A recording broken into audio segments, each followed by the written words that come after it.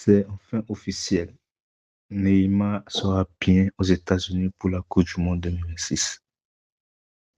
Ouf, que c'était chaud. Tout le monde a douté. À un moment, on pensait que c'était fini. À un moment, non, c'est Ancelotti qui disait qu'il n'allait pas l'appeler. On ça montre à quel point Neymar est une légende du football. Malgré tout le contexte, peu importe son niveau intrinsèque sportivement, peu importe toutes les blessures de sa carrière. Neymar, c'est vraiment une légende de ce jeu. Je pense dans notre génération, après Messi, Ronaldo, peu importe ceux qui ont gagné des ballons d'or après, ils seront jamais au même niveau, en fait. C'est le troisième. C'est vraiment l'homme du peuple. Le monde s'est arrêté littéralement pour voir si Neymar ira à la Coupe du Monde. Et ça, indépendamment de son niveau aujourd'hui, de son état physique, on ne sait même pas s'il est vraiment à 100%. C'est vrai qu'il a enchaîné quelques matchs récemment avec Santos. On pouvait le voir durant le live hier, en fait. Tout le monde était juste là pour voir si un seul homme. Il n'a il n'a pas touché un ballon de foot depuis combien de temps? Bien, n'a pas été bon sur un terrain de foot depuis combien de temps? Genre, on l'a complètement oublié. Après ce passage en Arabie Saoudite, bien, un truc là, et au Brésil. Mais pourtant, on attend toujours de voir ce mec-là. On attend toujours de le voir sur un terrain de foot. On sait ce qu'il représente quand même pour le Brésil. Il n'a pas de ballon d'or. Mais malgré ça, il y a plein de joueurs qui n'auront jamais disons, son aura, qui n'auront jamais la stream, comme on dit souvent avec eux. Je pense que le foot, c'est en dehors voilà, il n'a pas gagné la Coupe du Monde. Quand ils ont gagné la Coupe, je pense qu'il n'était même pas là. Et, et pourtant, c'est incroyable au fait d'avoir autant de monde. Que ce soit que ce soit les Antilles, au moins ils génèrent de l'émotion sur un terrain de foot. C'est ça un vrai joueur de football. Bon, après, je pense que un seul joueur, même s'il voulait, pouvait rien faire. En fait, la pression populaire était trop forte. Tout le monde a pu l'avoir, Neymar. Parce que quand ça va pas, quand ça va flopper au mondial, on sait déjà qui attaquer. S'il n'a même pas Neymar, il flop.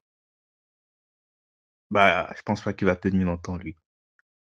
Donc, son seul job en tant que sélectionneur, c'était d'amener Neymar à cette Coupe du Monde.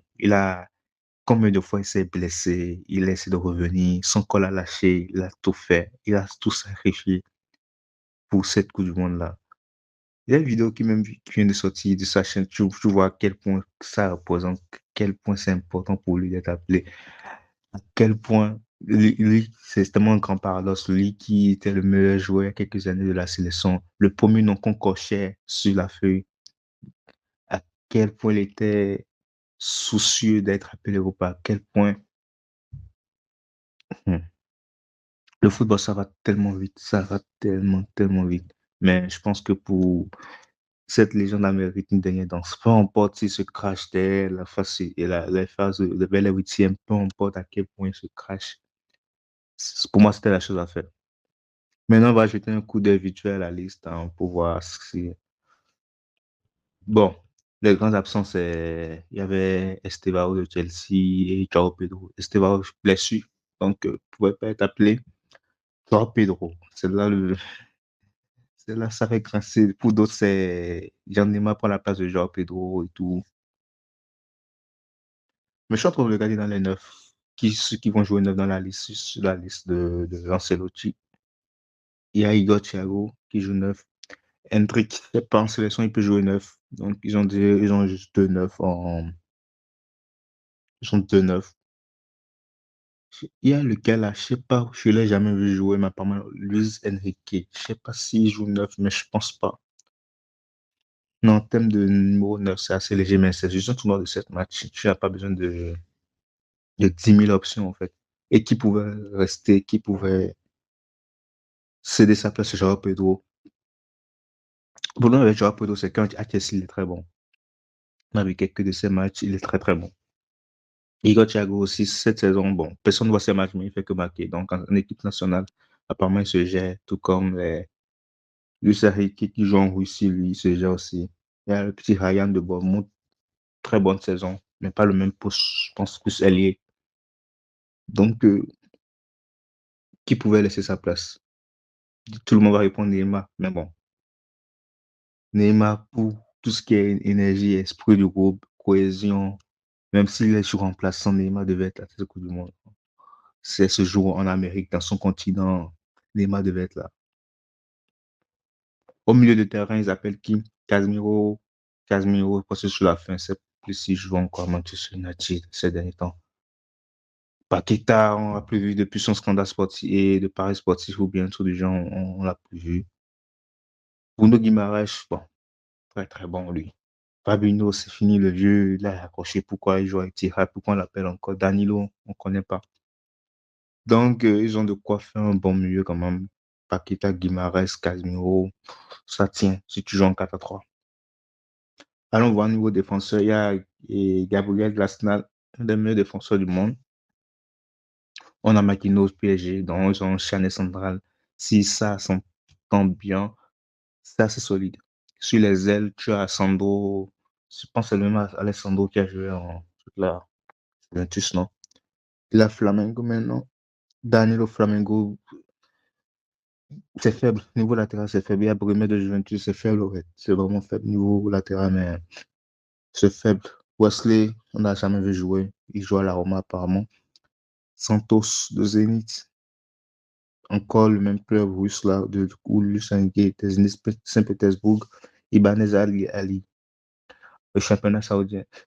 C'est faible hein, quand même, niveau, quand on voit la performance des joueurs, mais bon, on peut pas savoir si en équipe nationale, les joueurs qui se transforment en équipe nationale, on peut pas savoir, mais en gardien, Alisson et Ederson, c'est, bah, tu as du bon.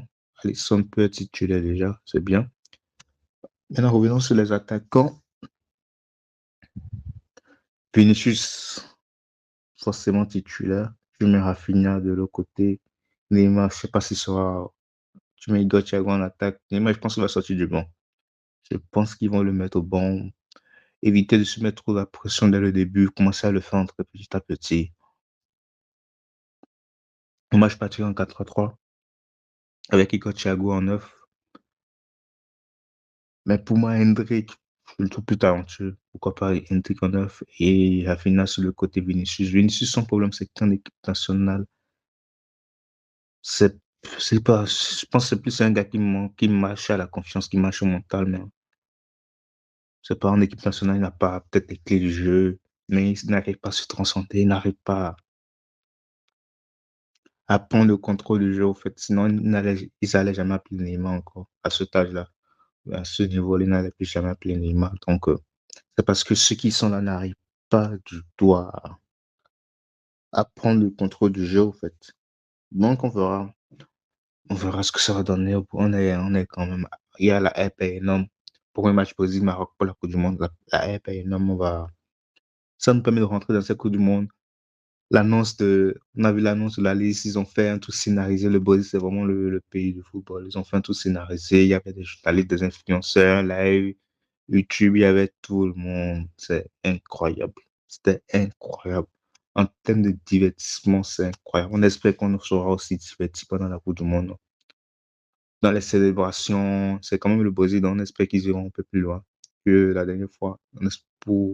On a besoin de divertissement. Cette Coupe du Monde, ça s'annonce un peu trop morose. Avec le climat aux États-Unis, ça se joue un peu tard. C'est pas en pleine journée là-bas, mais un peu tard chez nous ici. Donc, on veut du divertissement dans les équipes comme le Brésil. C'est vraiment les berceaux de foot. Donc, on veut des danses, on veut tout. Maintenant, autre chose. Est-ce que Ancelotti voulait vraiment de Neymar? Je pense pas. Mais c'est plus la pression du genre, la pression des supporters, il est sponsor. Je pense économiquement, quand tu appelles Neymar, peut-être que j'allais regarder aucun match du Brésil vu que j'ai aucune affiliation, mais vu qu'il y a Neymar, tout le monde va allumer sa télé, tout le monde va voir Neymar.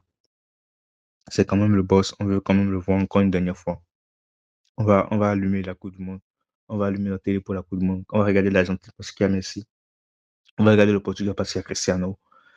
Donc, on veut toujours voir nos légendes. Donc, en termes économiquement, en termes de soutien populaire, le pays sera plus soudé derrière toi vu que tu as appelé Neymar et pas un random qu'on ne connaît pas. Je pense que c'était la bonne chose à faire quand même. Moi, ma hype est repartie en fait. Donc, dernière chance pour Neymar pour essayer de faire quelque chose à la Coupe du Monde. Mais bon, on n'y compte pas trop, mais on veut juste. Le foot, c'est pas que gagner au fait finalement. C'est pas que on retient pas que le vainqueur. On retient aussi le processus. On retient tout ce qui s'est passé. On retient l'ambiance. On retient on n'oublie pas l'émotion qu'on ressent. Voilà. Et on veut juste voir Neymar sur un terrain de foot. C'est tout ce que le peuple demandait.